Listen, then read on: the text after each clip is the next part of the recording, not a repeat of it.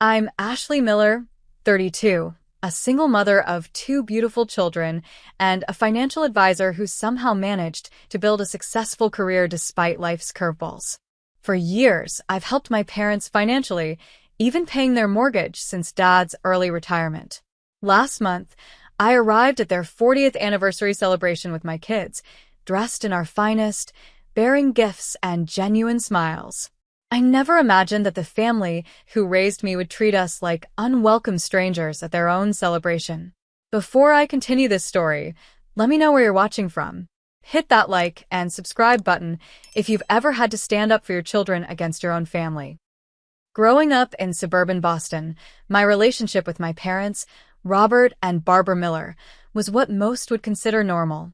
Dad worked as an engineer at a local manufacturing company, while Mom taught third grade at the elementary school I attended. They weren't overly affectionate, but they provided stability and encouraged education above all else. My childhood home was modest but comfortable. Dad coached my soccer team until I was 12, and Mom never missed a school concert. They saved diligently for my college education, making it clear that academic achievement was non-negotiable in our household. I remember Mom's proud smile when I brought home straight A's, and Dad's awkward but sincere hugs after my high school graduation. Following their expectations, I attended Boston University on a partial scholarship, majoring in finance. College was where I met James Thompson, my charming economics classmate who would later become my husband and eventually my ex. We dated throughout college and married shortly after graduation when we were both 22. My parents approved of James. He came from a good family and had promising career prospects. I landed a position at a respected financial advisory firm while James joined an investment bank. We bought a small starter home in a decent neighborhood, and for a while, everything seemed to be going according to plan. My parents would visit monthly for Sunday dinners, with Mom bringing her famous apple pie and Dad discussing the stock market with James. When I became pregnant with Emma at 24, my parents were thrilled to become grandparents. James and I had good jobs, a stable marriage, and the timing seemed right. Noah followed 2 years later, completing our family. Those early years of parenthood were exhausting but beautiful. My parents helped occasionally with babysitting, though they were careful not to interfere, as Mom would say. The fairy tale cracked when the children were still young, Emma just 4 and Noah barely 2. James began working late, then weekends. I discovered text messages between him and his assistant. When confronted, instead of denying or apologizing, he simply said he wasn't cut out for family life and wanted out. Within 3 months, he had relocated to Chicago for a fresh start, with minimal contact with the children and consistently late child support payments. The divorce blindsided my parents almost as much as it did me. I could sense their disappointment, though they never said it directly. My mother would make comments like, "Maybe if you hadn't been so focused on your career," or "Marriage takes compromise, Ashley." Their support became tinged with judgment. Meanwhile, my younger sister Jennifer seemed to do everything right in their eyes. She married her college sweetheart Michael, a dentist, right after graduation. They bought a house in the same neighborhood as our parents. Jennifer became a part-time graphic designer, but primarily focused on being a homemaker. She had her 2 perfectly timed children, a boy and a girl, with a pristine house and homemade organic baby food. Sunday dinners at my parents' house became showcases of Jennifer's domestic achievements. Despite the challenges of single parenthood, I threw myself into my career. I worked extra hours after the children were asleep, took additional certifications, and gradually built a solid reputation in wealth management. By 30, I was promoted to senior financial advisor, managing portfolios for high-net-worth clients. The irony wasn't lost on me. I helped others secure their financial futures while my own felt perpetually precarious. The same year as my promotion, my father announced his early retirement at 62. He'd been experiencing back problems, and his company offered a retirement package that seemed reasonable.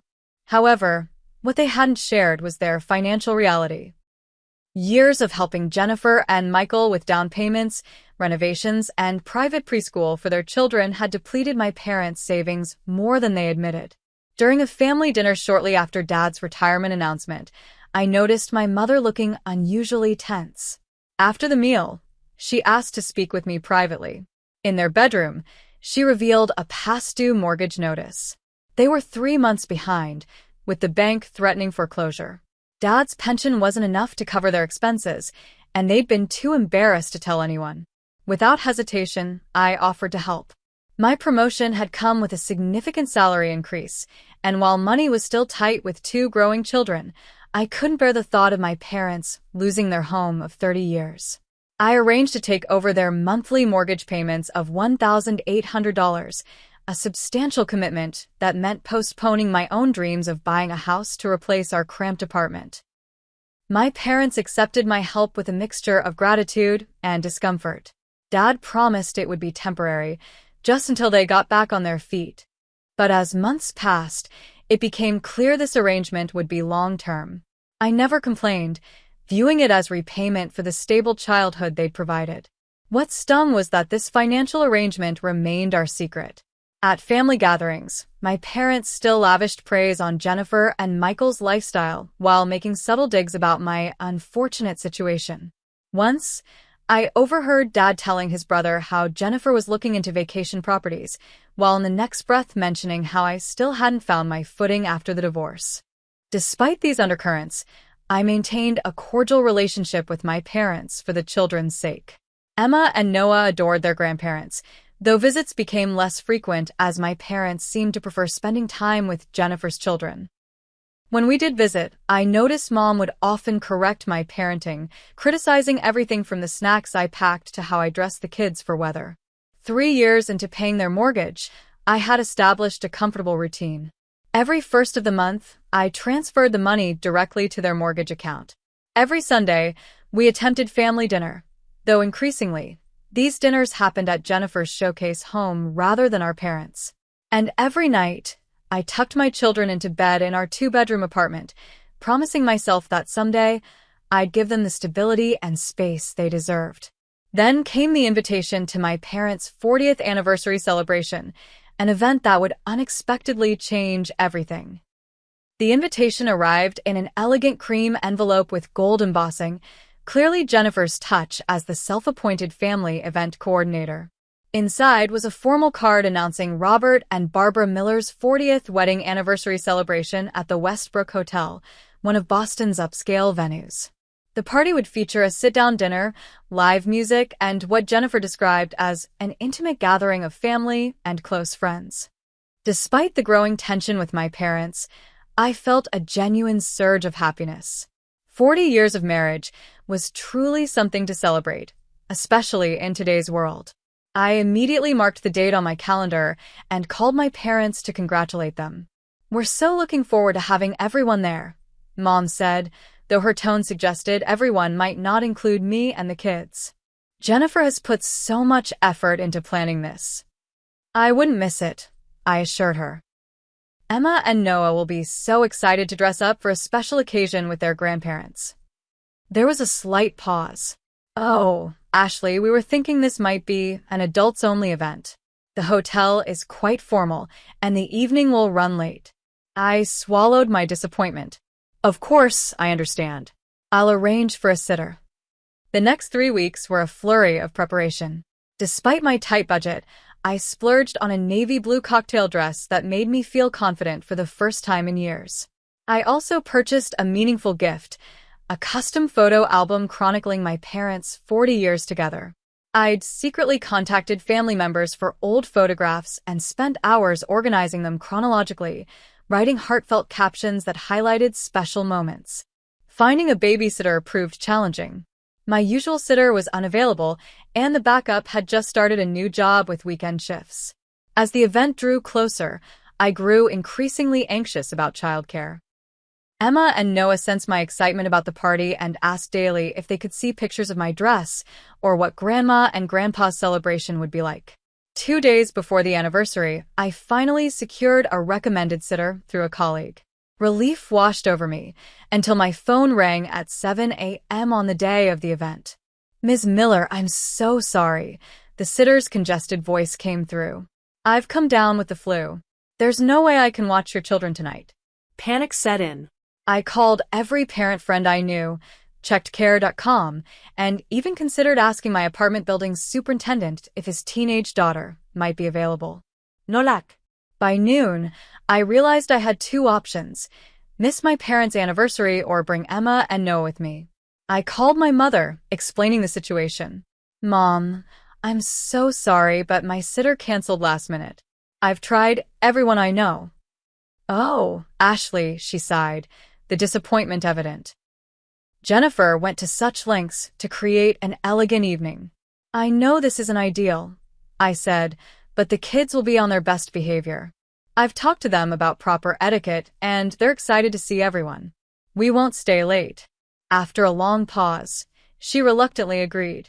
I suppose it can't be helped. Just make sure they're dressed appropriately. I spent the afternoon preparing the children. 8-year-old Emma wore a purple dress with a cardigan, while 6-year-old Noah looked adorable in khakis and a button-down shirt with a clip-on tie. I reviewed behavior expectations, promised dessert if they followed the rules, and reminded them how special this occasion was for Grandma and Grandpa. Why do we have to be extra good tonight, Mommy? Emma asked as I fixed her hair. Because this is a very important day for your grandparents, I explained. 40 years of marriage is a big accomplishment. That's like forever, Noah exclaimed, struggling with his clip-on tie. It certainly is, I smiled, helping him straighten it. And someday, when you're all grown up, maybe you'll celebrate an anniversary like this too. We left our apartment at 5:30 p.m. for the 6 o'clock event, gift and card in hand. The children vibrated with excitement in the back seat of our aging Honda Civic. Emma clutched a handmade card she created, featuring a surprisingly good drawing of her grandparents holding hands. Noah had contributed by adding glitter, perhaps too much glitter, but the sentiment was heartfelt. As we drove, I felt a strange mixture of emotions. Pride in my beautiful, well-behaved children. Anxiety about how they would be received. Hope that this evening might begin healing whatever rift had formed between my parents and me.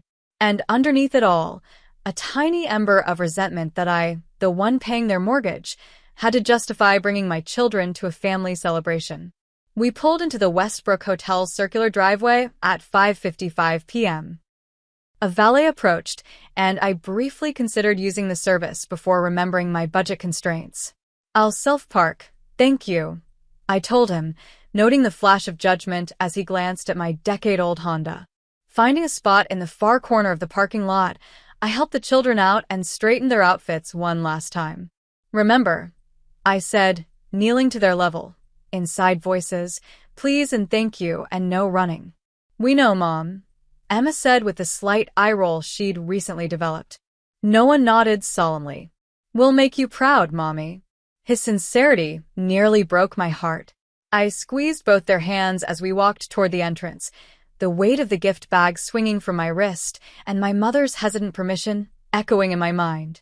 Little did I know that crossing that hotel threshold would be the beginning of the end, or perhaps more accurately, the end of the beginning of my relationship with my parents as I had always known it.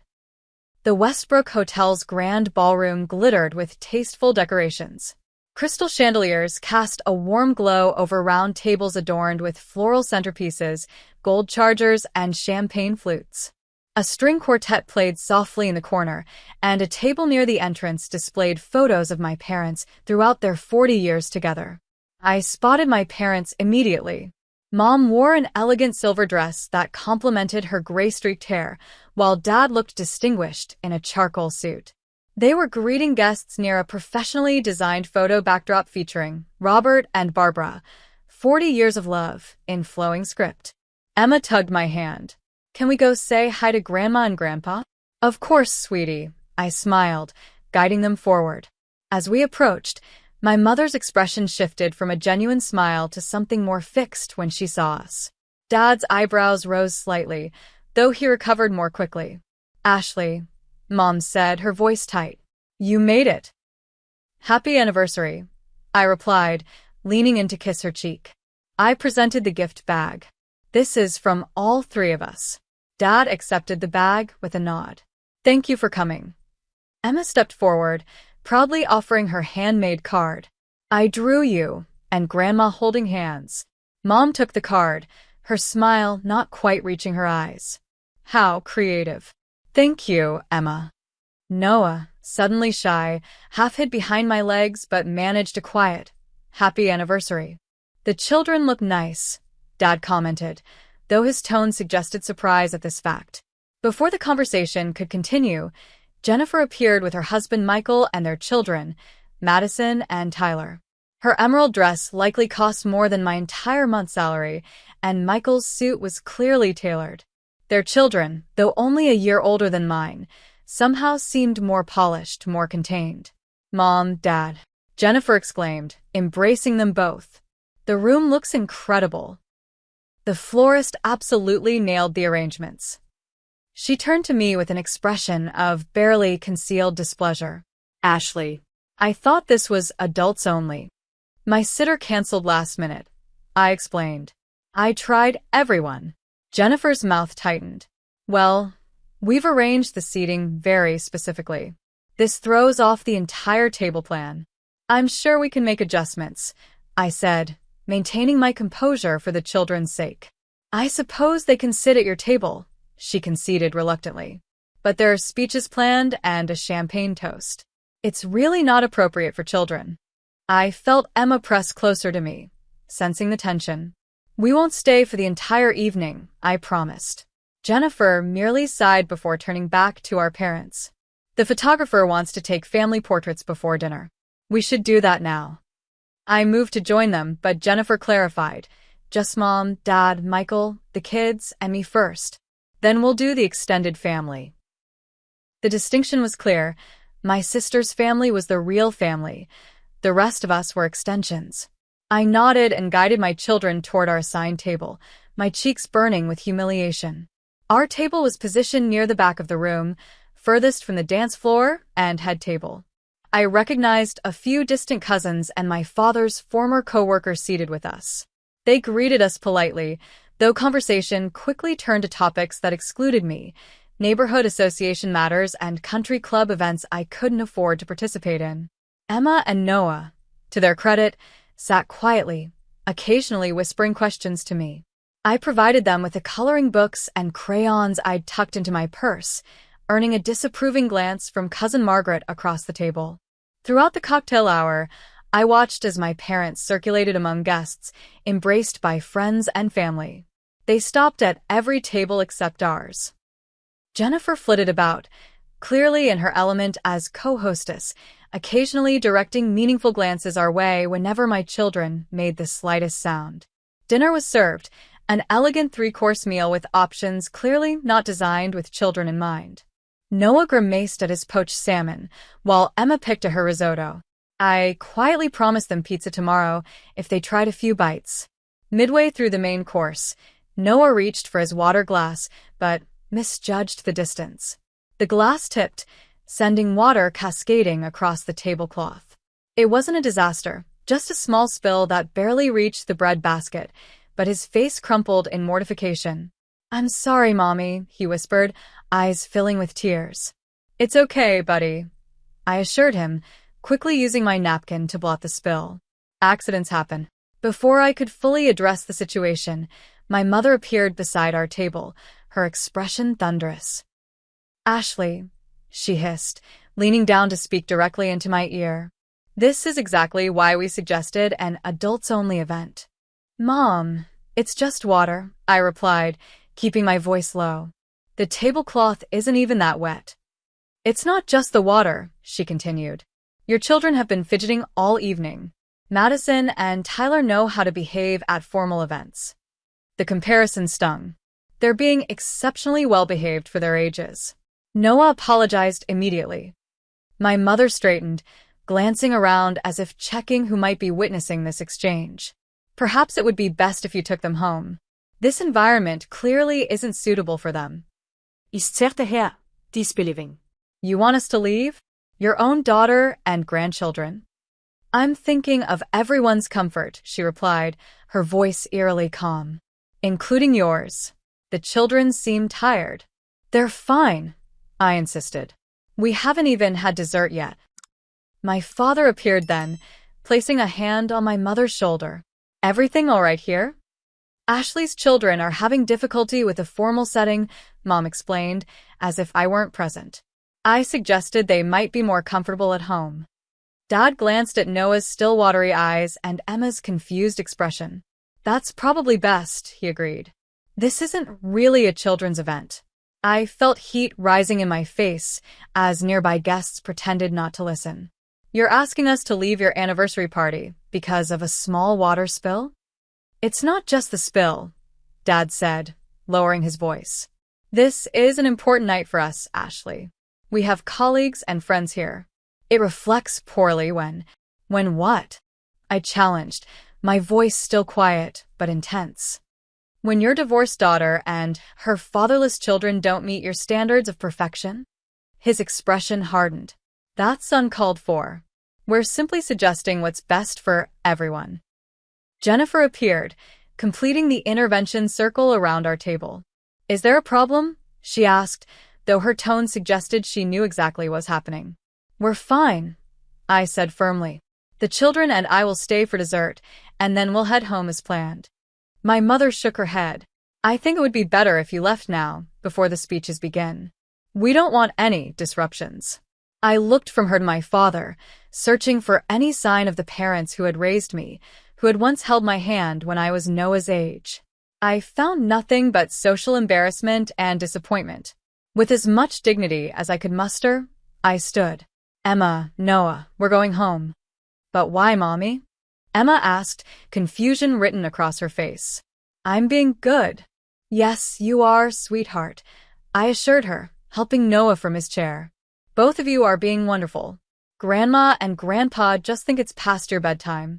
But it's only 7:30, Noah pointed out innocently. Jennifer smirked slightly. Children need their sleep. I gathered our belongings, acutely aware of the stares from nearby tables. As we prepared to leave, I turned to my parents one last time. Congratulations on 40 years. I hope it was worth it. The walk through the ballroom felt eternal. Emma clutched my hand while Noah, sensing something was deeply wrong, had gone completely silent. I nodded politely to those we passed, maintaining a facade of normalcy while my insides twisted with humiliation and rage. In the parking lot, my father caught up to us as I was unlocking the car. Ashley, don't be dramatic, he said, slightly out of breath. This isn't personal. It's about appropriate behavior and settings. Not personal? I repeated incredulously. You just kicked your only grandchildren out of a family celebration because of a water spill. It wasn't just that, he insisted. The constant whispering, the coloring at the table. They're children, I exclaimed, finally letting my voice rise now that we were outside. Well-behaved children who were excited to celebrate with their grandparents. Dad ran a hand through his thinning hair. Maybe if you had maintained a stable household, they would understand proper etiquette. Jennifer's children. Don't. I cut him off. Don't you dare compare them again. I'm just saying, choices have consequences, Ashley. Your decision to divorce. My decision? I laughed bitterly. James left us, Dad. He cheated and abandoned his family. That wasn't my choice. There are always two sides, he replied, and in that moment, I saw him clearly, not as the father who had coached my soccer team, but as a man more concerned with appearances than with his daughter's well-being. Get in the car, kids, I said, opening the back doors. Once they were buckled, I turned back to my father. I've been paying your mortgage for 3 years without complaint. I've swallowed every critical comment, every comparison to Jennifer's perfect life. But this, humiliating my children, this crosses a line. Something flickered in his eyes, perhaps the first recognition that he'd gone too far. But instead of apologizing, he simply said, "You're overreacting. Call your mother tomorrow when you've calmed down." I got into my car without another word. As we drove away, I caught a glimpse of my parents in the rearview mirror, Dad returning to the hotel while Mom stood watching our departure, her expression unreadable in the distance. Mommy, why are you crying? Noah asked from the back seat. I hadn't even realized tears were streaming down my face. Wiping them away quickly, I forced a smile into my voice. Sometimes grown-ups have disagreements, buddy. Everything will be okay. But as we drove home in silence, the children eventually falling asleep in the back seat, I knew that nothing would be okay, not for a very long time. Our apartment felt especially small and quiet when we returned home. I went through the motions of our bedtime routine mechanically, helping the children change into pajamas, supervising teeth brushing, reading a story though my mind was elsewhere. Noah fell asleep quickly, emotionally exhausted by the evening's events, but Emma lingered awake, her 8-year-old perception picking up on more than I wished. "Mommy," she whispered as I tucked her unicorn comforter around her shoulders, "are Grandma and Grandpa mad at us?" The question pierced my heart. I sat on the edge of her bed, choosing my words carefully. No, es vete. "They're not mad at you or Noah. You both behaved wonderfully tonight. Then why did they want us to leave?" Her blue eyes, so like mine, searched my face for the truth. I sighed softly. Sometimes adults have complicated feelings that have nothing to do with children. Grandma and Grandpa were probably stressed about their party. But they love us, right? The uncertainty in her voice made my throat tighten. "Of course they do," I assured her, hoping I wasn't lying. "Everyone has bad days sometimes, even grandparents." Emma seemed to consider this, then asked the question I had been dreading. "Do they love Madison and Tyler more than us?" I stroked her hair, buying time while I fought back tears. "Love isn't something that runs out, Emma. It's not like there's only so much to go around." It wasn't really an answer, and we both knew it. Emma eventually drifted off to sleep, but her question haunted me as I moved to the living room, collapsing onto our worn sofa. The fancy dress I'd been so excited to wear now felt like a costume from someone else's life. Sleep eluded me that night. I replayed the evening's events countless times. The look on my mother's face when we arrived, Jennifer's barely concealed disdain, my father's words in the parking lot. Had I misinterpreted? Overreacted? The rational part of me knew I hadn't, but decades of family dynamics had conditioned me to question myself. Around 3 a.m., I checked my phone for the first time since leaving the party. There were several missed calls and texts, but none from my parents or Jennifer. Instead, my father's sister, Aunt Patricia, had called twice, along with my cousin Melissa and 2 of my mother's oldest friends. A text from Melissa read simply, "That was horrible. Are you and the kids okay?" At least someone had noticed the injustice. I was composing a response when a text from my mother finally appeared. "You always were sensitive. We'll talk when you've calmed down." No epaledi. No acknowledgement of how they had treated their grandchildren. Just a dismissal of my feelings as oversensitivity, a familiar pattern that stretched back to my childhood. I decided not to respond immediately. Any reply I composed in my current state would only escalate the situation. Instead, I made myself a cup of tea and sat by the window, watching the city lights and wondering how my relationship with my parents had deteriorated so completely. Morning arrived with no answers but the immediate needs of parenthood, breakfast to prepare, children to reassure. Emma was subdued, while Noah seemed to have bounced back, chattering about a video game he wanted to play. I maintained a cheerful facade for their sake, though the effort drained what little energy I had. "Can we visit Grandma and Grandpa today?" Noah asked innocently as he munched his cereal. "Not today, buddy," I replied. "They're probably tired after their big party. Will they come here?" Emma's question held that same note of uncertainty from the night before. "I don't think so, sweetie. How about we go to the park instead? The weather's supposed to be nice." The children agreed, though without their usual enthusiasm. Throughout the day, I caught Emma looking at me when she thought I wouldn't notice, her young face troubled. Noah, by contrast, threw himself into play with determined cheer, as if trying to compensate for the tension he sensed. By Sunday evening, I still hadn't heard from my father, and my mother had sent only one additional text. "Hope you had time to reflect on your behavior. We should discuss this before next Sunday's dinner." My behavior. As if I were the one who had publicly humiliated family members over a water spill. The message cemented my decision to maintain distance until I received a genuine apology. Monday morning brought the challenge of returning to normal routines. I dropped the children at school with extra hugs and reassurances, then headed to my office, where I struggled to focus on client portfolios and market analyses. My colleague Rachel noticed my distraction during our team meeting. "Ashley, are you okay?" she asked when we were alone. "You seem off today." The simple kindness in her question nearly undid me. Before I knew it, I was telling her everything: the mortgage payments, the anniversary party, the public dismissal of my children. Rachel listened without interruption, her expression growing increasingly outraged. When I finished, she shook her head in disbelief. "Ashley, that's not normal. Or acceptable. You realize that, right?" "I know it was horrible," I admitted, "but they're still my parents. Parents who took your financial support for 3 years, then treated you and your kids like unwelcome strangers," she pointed out. "Would you accept that behavior from anyone else in your life?" Her question struck me with surprising force. Would I? If a friend had treated my children that way, would I be making excuses for them? The answer was unequivocally no. "You deserve better," Rachel continued. "And more importantly, your children deserve better.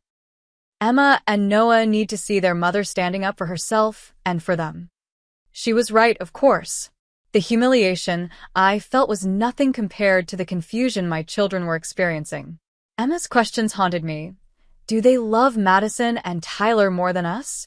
How many more incidents like this would it take before my children internalized the message that they were somehow less worthy of love and respect? That evening, I arrived home to find Emma had torn up a drawing she'd been working on for days, a family portrait that included her grandparents. "I made a mistake," she explained, avoiding my eyes. "I need to start over." "What was the mistake, sweetie?" I asked gently. She hesitated before answering in a small voice. "I don't think Grandma and Grandpa want to be in our family pictures anymore." Her words broke something in me, the final thread of justification I'd been clinging to. My children were being hurt by my parents' behavior, and I had been allowing it to happen in the name of family harmony. That night, after the children were asleep, I called Rachel, who had offered to be a sounding board. "I don't know what to do," I confessed. "Cut ties completely? Confront them? Pretend nothing happened? What would you advise a client to do?" she asked pragmatically. "If someone came to you with this exact situation, what would you tell them?" It was a brilliant reframing. As a financial advisor, I regularly helped clients make difficult decisions based on their best interests rather than emotional attachments. "I'd tell them to assess the relationship in terms of health and reciprocity," I said slowly, "to consider whether the arrangement was beneficial or harmful to all parties. And I'd advise them to establish clear boundaries with financial consequences if those boundaries were violated." Rachel's smile was audible over the phone. "Exactly. So, what boundaries do you need to set with your parents?" The question kept me awake that night, but with a different quality than my previous insomnia.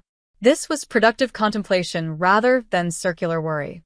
By morning, I had clarity. I would no longer subsidize people who didn't respect me or my children, regardless of our blood connection.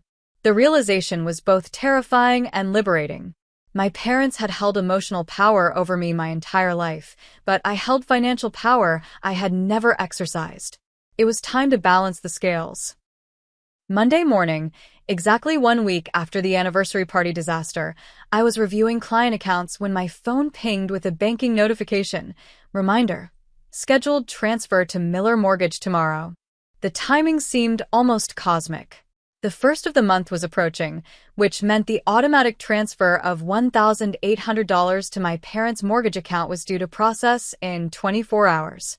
For 3 years, that transfer had happened without question or acknowledgement, my monthly contribution to family harmony. I stared at the notification, a strange calm settling over me. This wasn't just about money. It was about respect, boundaries, and teaching my children what behavior was acceptable in relationships. If I continued financially supporting parents who could publicly humiliate their grandchildren, what message would that send to Emma and Noah?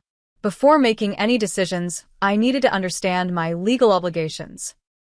During lunch, I called my friend Marcus, a contracts attorney whose children attended the same school as mine. "I've been paying my parents' mortgage for 3 years," I explained after outlining the situation. Is there any legal requirement for me to continue? Is your name on the mortgage? He asked. No, it's in their names. I just make the payments directly to their account. Any written agreement between you? Nothing formal. It was a verbal arrangement when my dad retired early. Marcus's response was clear. Then legally, you have no obligation to continue payments. Morally is another question, but legally, you're free to stop at any time. I thanked him and ended the call, the path forward crystallizing in my mind. That evening, after the children were in bed, I composed an email to both my parents. Dear Mom and Dad, I've spent the past week reflecting on what happened at your anniversary celebration.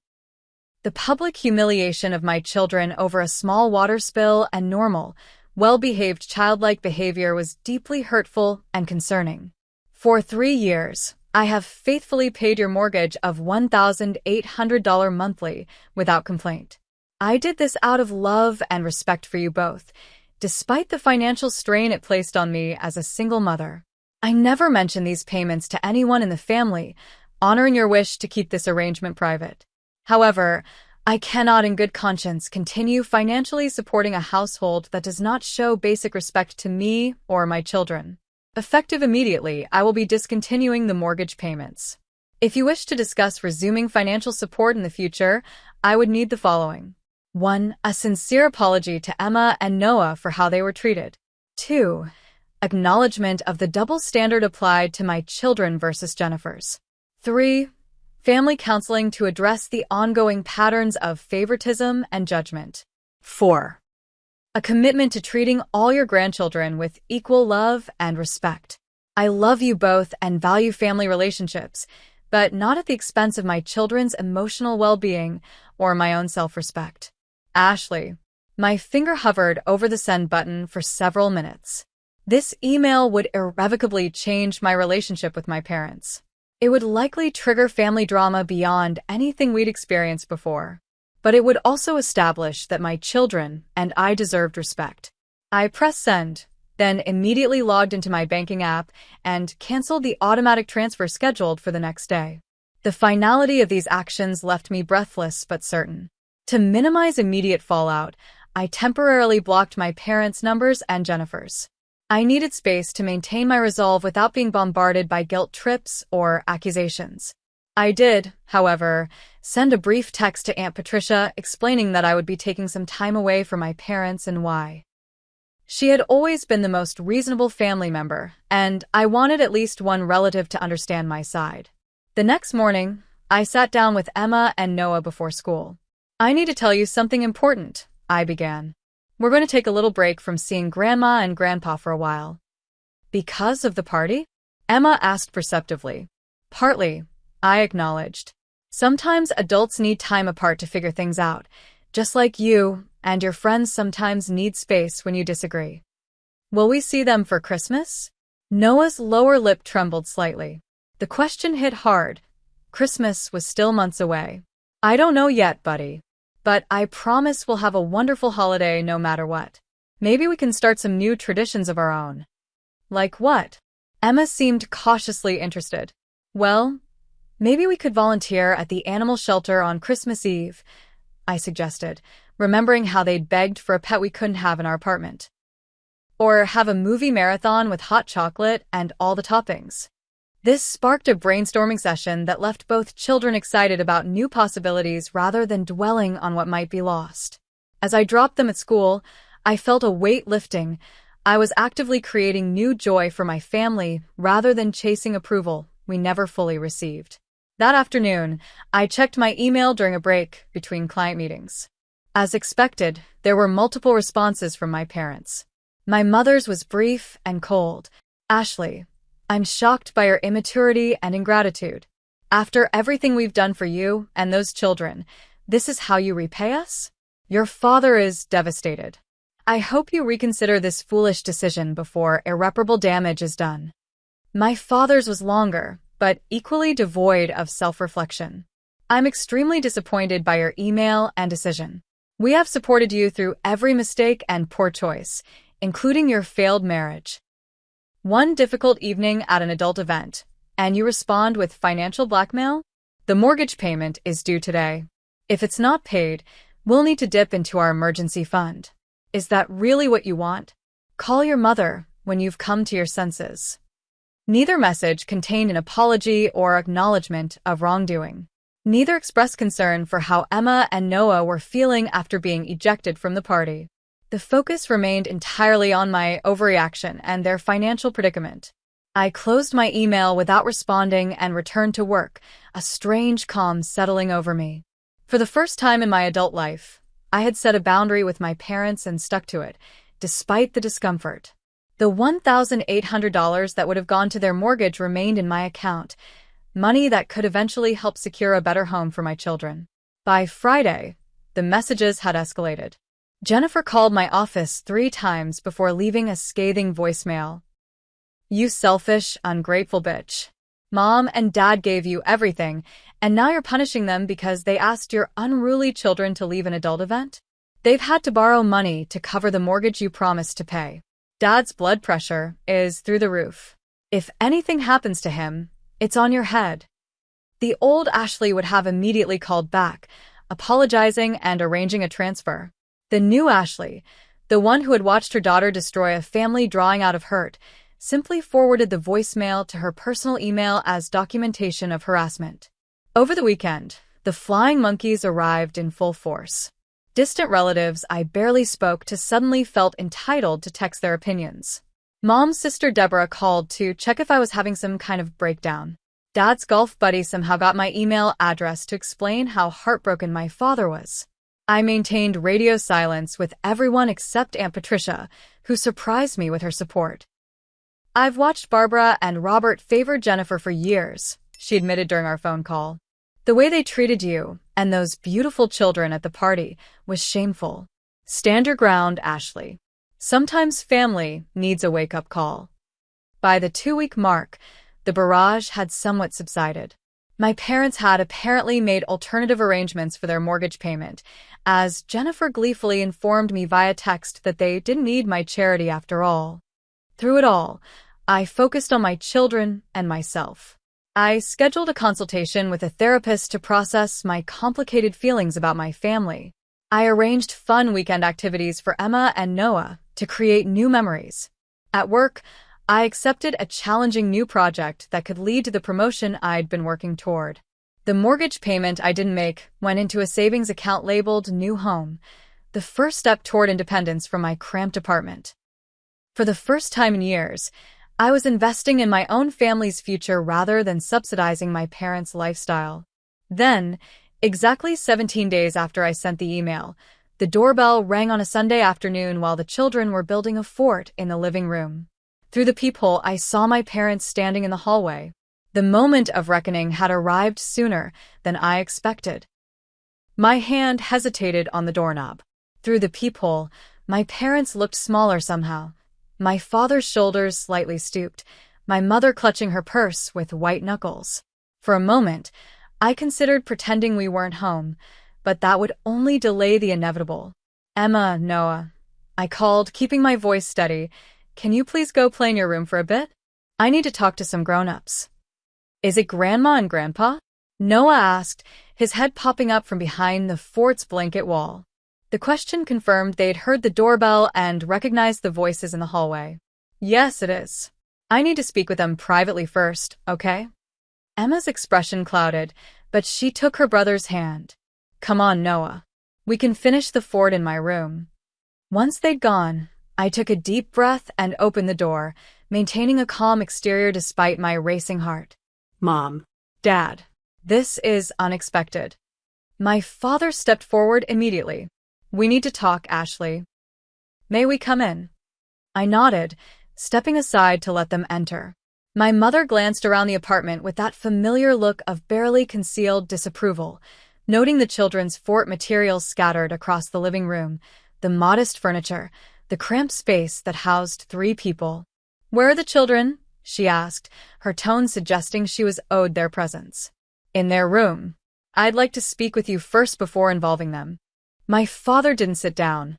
Instead, He stood in the center of the living room, his posture rigid with anger poorly disguised as parental authority. "This has gone on long enough, Ashley. Your mother and I received a notice from the bank yesterday. If we don't make a payment by Friday, they'll begin foreclosure proceedings." I was clear in my email about why I stopped the payments. I replied, maintaining eye contact. "Have you considered my conditions?" "Conditions?" My father's voice rose. "We are your parents, not business associates. You don't get to set conditions." My mother interjected, her voice taking on the wounded tone she'd perfected over decades. "We've given you everything, Ashley. Supported you through college, helped with the children when they were babies. One difficult evening, and you punish us financially? This isn't about one evening," I said quietly.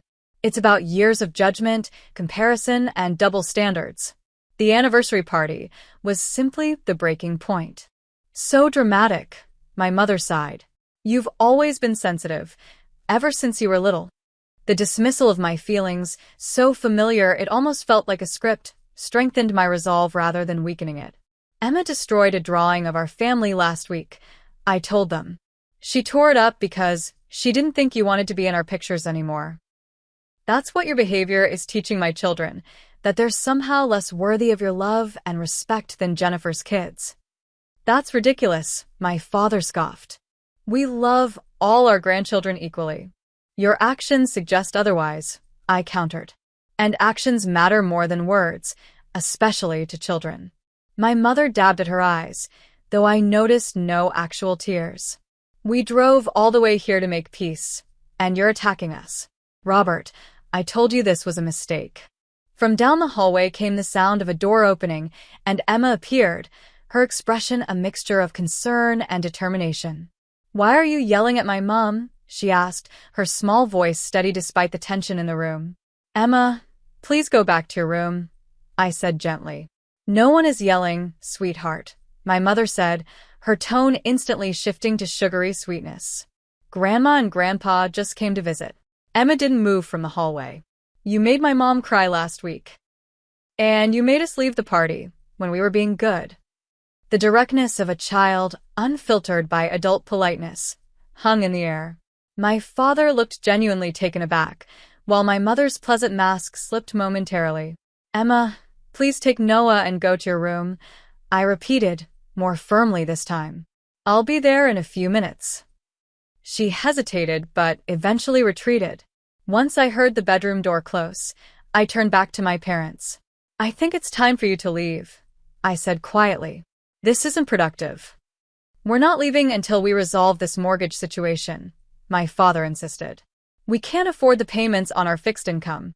You know that." "I laid out my terms clearly," I replied. A genuine apology to the children. Acknowledgement of the double standard. Family counseling. A commitment to equal treatment going forward. Counseling. My father practically spat the word. "We don't need some stranger telling us how to treat our family. We raised 2 daughters successfully, without any of that nonsense." "Then I can't help you," I said simply. "I will not continue financially supporting a household that treats my children as lesser."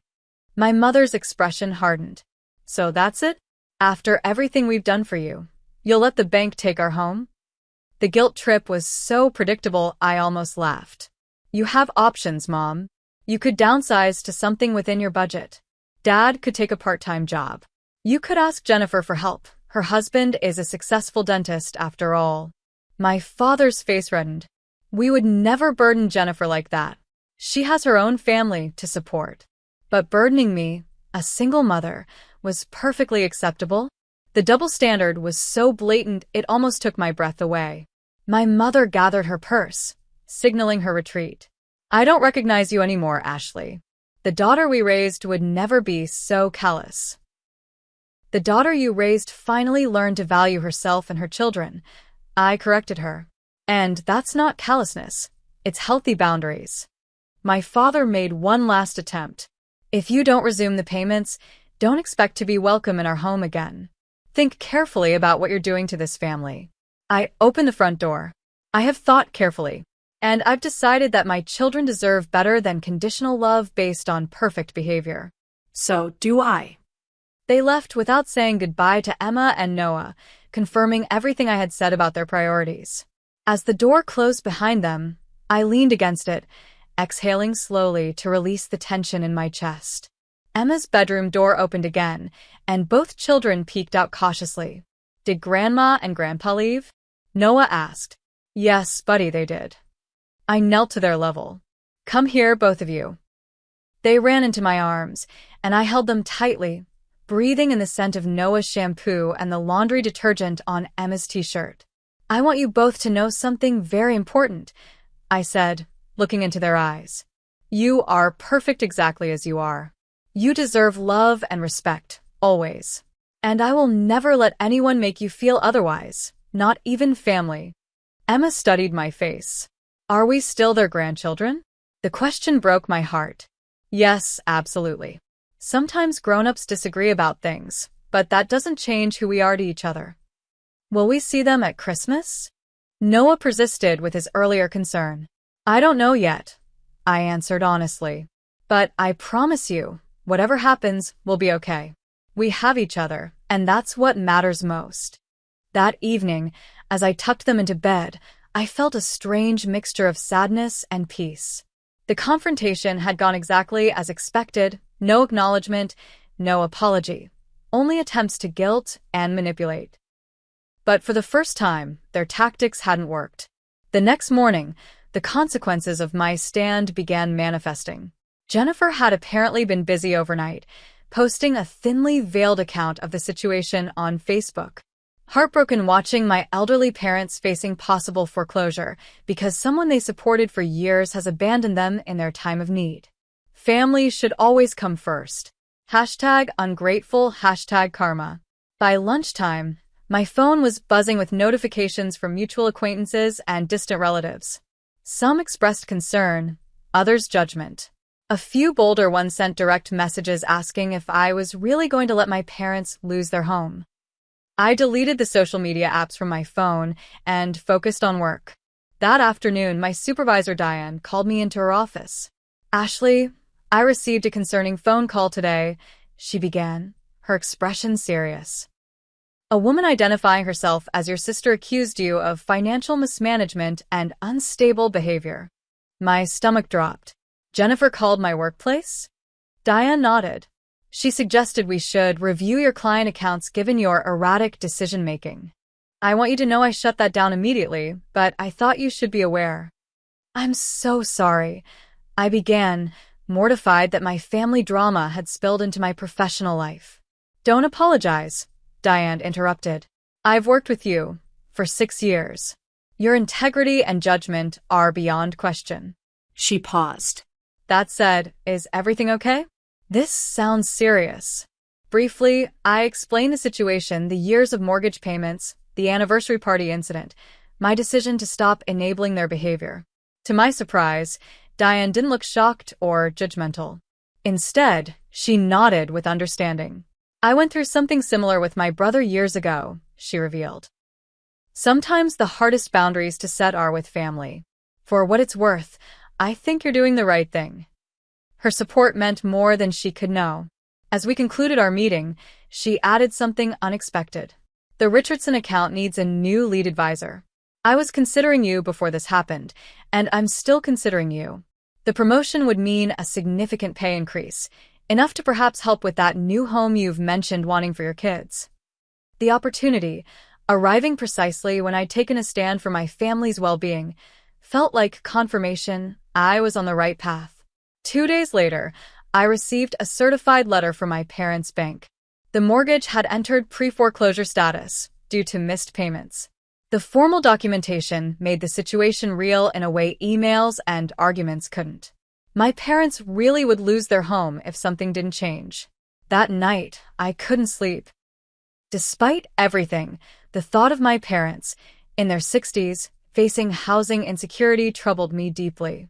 I still love them, despite their flaws and the pain they'd caused. But resuming payments without addressing the underlying issues would solve nothing. After hours of contemplation, I called Marcus, my attorney friend, again. I need your professional help, I explained. I want to draft a legal agreement regarding financial support for my parents, with very specific conditions. 2 weeks later, I sat in Marcus's office with my parents across the table. The mood was somber, with none of the emotional manipulation of our previous encounter. The foreclosure notice had apparently stripped away the pretense. "I've invited you here because I'm willing to help with the mortgage again," I began, but only with clear, written terms that protect my children and myself. My father started to protest, but my mother placed a restraining hand on his arm. The foreclosure notice had apparently made her more pragmatic. Marcus slid the agreement across the table. "This document outlines Ms. Miller's willingness to resume mortgage payments under specific conditions." My parents scanned the document, their expressions darkening as they read the terms. 1. Regular, scheduled visits with Emma and Noah in neutral locations, not at their home where Jennifer's family was often present. 2. Attendance at monthly family counseling sessions. 3. No disparaging comments about my parenting, career, or life choices. 4. Equal treatment of all grandchildren at family events. 5. Immediate cessation of payments if any terms were violated. "This is insulting," my father muttered. "You're treating us like children."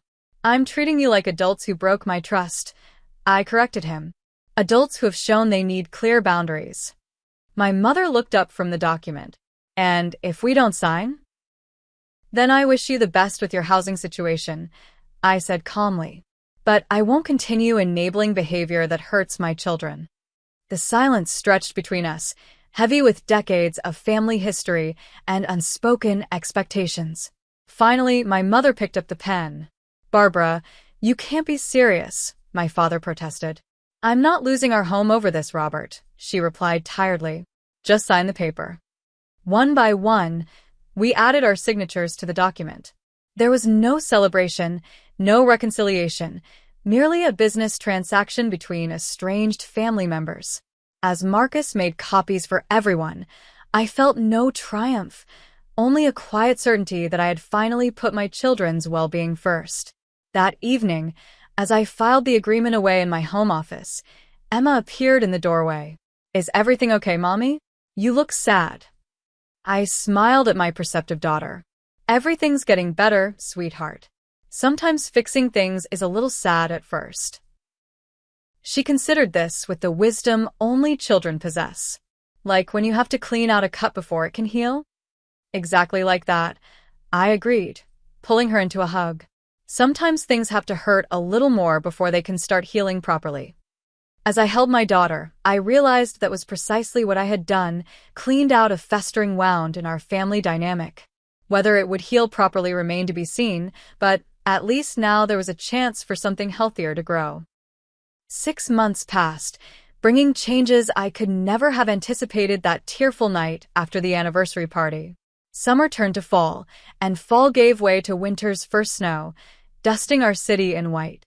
Through the changing seasons, our family dynamic evolved, painfully at times, but with unmistakable progress. The legal agreement proved more effective than I had dared hope. My parents, faced with the concrete reality of losing both their home and their relationship with their grandchildren, complied with its terms. The first counseling session had been awkward and stilted, with my father checking his watch repeatedly and my mother answering questions with minimal detail. But by the third session, genuine communication had begun to emerge. "I never realized how much our comments affected the children," my mother admitted during our fourth session. "When you said Emma tore up her drawing, that stayed with me." The counselor, Dr. Winters, had a gift for asking questions that bypassed defensiveness. "Barbara, Robert, can you recall times in your own childhoods when you felt compared to siblings or cousins?" The question unlocked something in my father. He spoke, haltingly at first, about growing up in his brother's shadow, the athletic, popular sibling who seemed to effortlessly gain their father's approval, while Robert worked twice as hard for half the recognition. "I would never want Noah to feel that way," he said, the connection between past and present visibly dawning on him. These revelations didn't immediately transform our relationship, but they created space for understanding.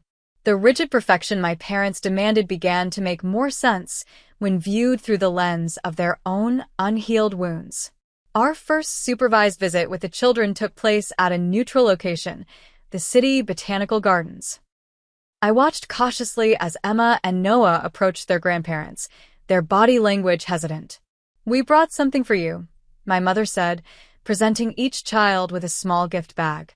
I tensed, ready to intervene if the gifts created uncomfortable comparisons.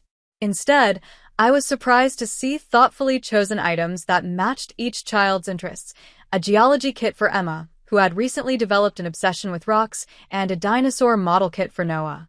"Did Grandma tell you I like rocks now?" Emma asked me later, her expression confused but pleased. "I mentioned it during counseling," I explained, equally surprised that my mother had listened and remembered. The winter holidays approached, the first since our confrontation. Rather than the traditional Christmas Eve at my parents' home, we arranged a compromise: a Christmas lunch at a restaurant, followed by ice skating in the park. Jennifer and her family were invited but declined, creating an unexpectedly intimate gathering. Without the pressure of hosting or Jennifer's perfect family as comparison, my parents seemed more relaxed, more present with Emma and Noah. They listened to Noah's detailed explanation of dinosaur classifications and asked Emma thoughtful questions about her rock collection. When Noah spilled hot chocolate on his new sweater, my mother simply helped him clean up without a single critical comment, progress that brought unexpected tears to my eyes. As for Jennifer, our relationship remained strained but was slowly thawing. In January, she requested we meet for coffee without our parents or children present. "I still think you went too far with the legal agreement," she said bluntly, stirring her latte. "But I've noticed things in counseling, patterns I didn't see before." "What kinds of patterns?" I asked, cautiously optimistic about this rare moment of vulnerability from my perfect sister. Jennifer stared into her cup. "Mom and Dad do compare the kids, and they've always held you to a different standard than me." She looked up. I benefited from that, so I didn't question it. That wasn't fair. It wasn't a full apology, but it was acknowledgement, something I'd never expected from Jennifer. As we parted, she hesitated, then added, "Madison has been asking for a sleepover with Emma. If you're open to it, maybe we could arrange something." The cousins' relationship, previously restricted to formal family gatherings, began to develop independently. Emma and Madison discovered shared interests in science and art, while Noah and Tyler bonded over superhero movies. Watching them play together without the weight of parental judgment brought a joy I hadn't anticipated. Professionally, the Richardson account had indeed become mine, bringing the promised promotion and salary increase. By February, I had saved enough for a down payment on a modest 3-bedroom townhouse in a good school district, not extravagant, but a significant upgrade from our apartment, with a small backyard and a bedroom for each child. The day we moved in, Emma and Noah ran from room to room, marveling at the space. "Is this really ours forever?" Noah asked, his concept of homeownership charmingly vague. "It's really ours," I confirmed, watching him claim his bedroom by arranging dinosaur figures on the windowsill. Emma approached more cautiously, as was her way. "Can I paint my room purple?" "We can paint it any color you like," I promised, relishing the freedom of ownership after years of rental restrictions. That evening, as I unpacked kitchen boxes, my phone rang with my mother's number.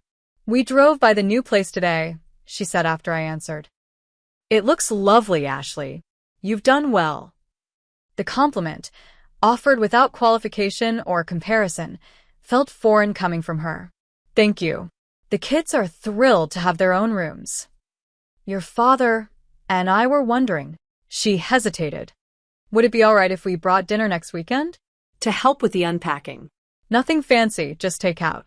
The offer, practical, respectful of boundaries, extended without assumption or guilt, represented exactly the kind of healthy interaction I'd been hoping for. "That would be nice," I replied. "The kids would love to show you their rooms."